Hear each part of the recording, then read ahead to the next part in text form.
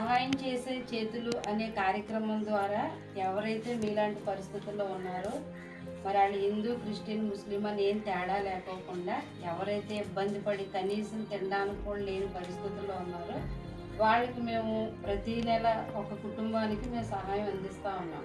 ఇది ఎవరు ఇచ్చింది ఏం కాదు, నేను నా స్నేహితురాళ్ళు కలిపి మా ఖర్చులు కొన్ని మానుకొని కొంచెం కొంచెం తల కొంత వేసుకొని ఇలాగ ఒక కుటుంబానికి పోషకానికి అందిస్తూ ఉన్నాం.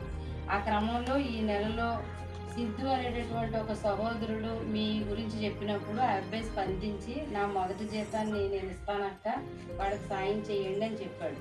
ఆ అబ్బాయి ఒక్క రూపాయి కూడా తన జీతంలో డబ్బులు తీసుకోకుండా తనకు వచ్చిన 5,000 రూపాయల జీతం మీకు సాయం చేయమని పంపించాడు. కాబట్టి మీకోసం మరి ఆ అబ్బాయి ఇచ్చిన డబ్బులతో ఈ సరుకులన్నీ తీసుకొని రావడం జరిగింది. దీంతో పాటు మీకు ఒక 1,000 రూపాయలు డబ్బులు ఇస్తాను మీ మందుల కోసం.